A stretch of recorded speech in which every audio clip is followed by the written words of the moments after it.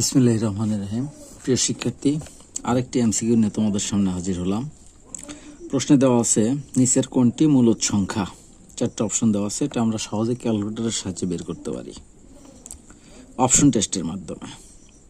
এখানে যে অপশনগুলো আছে আমরা যদি ক্যালকুলেটরই ব্যবহার করি, যেমন প্রথম অপশন কত আছে, √3 ডিভাইডেড √2।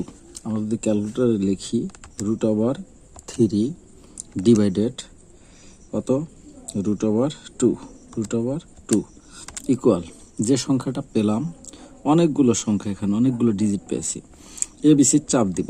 চাপ দিয়ে কী হচ্ছে, কোনো ভগ্নাংশ আসতেছে না, তার মানে এটা মূলদ সংখ্যা হবে না, এটা অমূলদ হবে।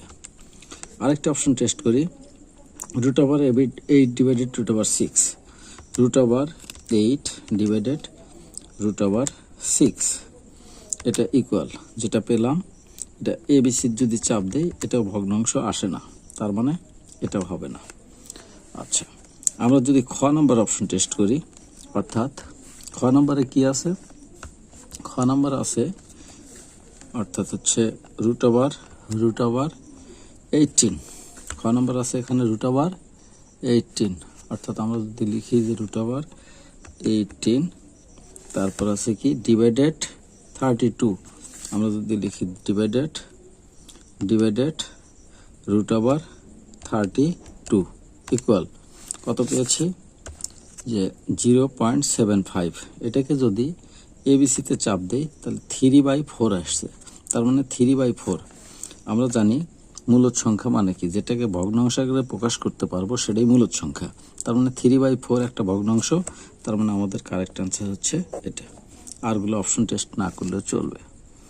এখানে বুঝতে হবে একটা জিনিস খেয়াল করব, এই √এর ভিতরে যদি পূর্ণবর্গ সংখ্যা থাকে, এর ভিতরে যদি পূর্ণবর্গ সংখ্যা যেমন 16 আছে, তার মানে এটা হচ্ছে 4, তাহলে এটা মূলদ সংখ্যা। যদি √এর ভিতরে 9 থাকে, ইকুয়াল হচ্ছে কত, 3, তার মানে এটা হচ্ছে মূলদ সংখ্যা। অর্থাৎ এই ভগ্নাংশগুলো ক্যালকুলেশন করে যদি এমন একটা মান আসে যেটা ভগ্নাংশ আকারে প্রকাশ করা যায়, তাহলে মূলদ সংখ্যা, আর ভগ্নাংশ আকারে যদি প্রকাশ করা না যায় তাহলে অমূলদ সংখ্যা। আশা করি বুঝতে পেরেছো। ধন্যবাদ সবাই।